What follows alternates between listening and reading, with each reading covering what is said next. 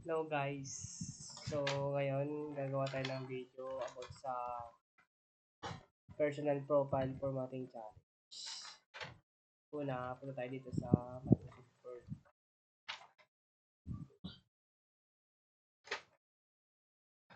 Tapos punta tayo dito sa ginawa kanina kasi kulang yung oras.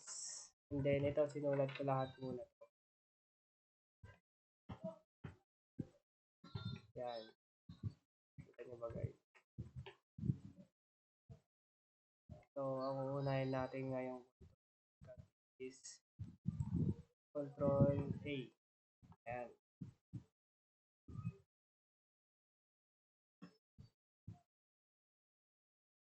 Select all. Pag Control A, select all. Tapos, ang susunod naman, Control P. Yan. P. About yun sa mga letter na yan. Tapos, no Control B. Ang sunod naman ay Control E. Yan. Dito naman yung Control E kung isender mo yung mga sulat mo. Balik natin. Ayusin natin.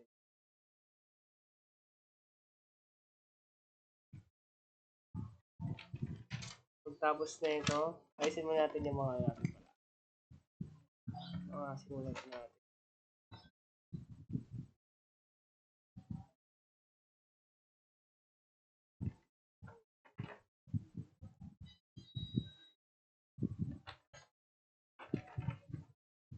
Yan.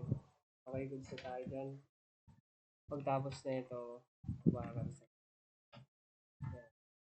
pagtapos ng Control E, Control I naman tayo guys. Control I. Yan. Italic. Pagtapos ng Control I, yan. Pagtapos ng Control I, Control U. Yan. So, kung sa mga underline na yan. Kunwari dyan.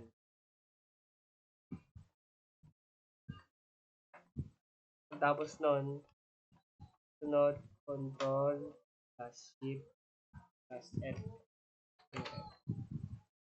So, may mili ka dyan kung anong size, font style, font color, underline style. Yan, mamili lang kayo dyan. Pero sa akin, ginagamit din guys. Pagtapos na ito, Control S naman tayo guys. Control S.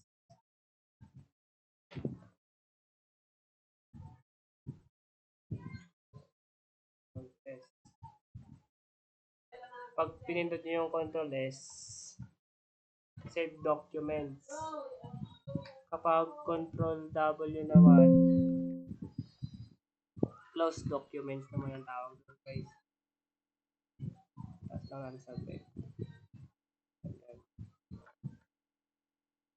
Pagtapos naman nun, kapag Control L naman ang gagawin natin, ang pipindot natin, gagawa tayo ng bagong account, bagong document. Yun lang guys. Sana may natutunan kayo guys. Lang for today's video. Thank you.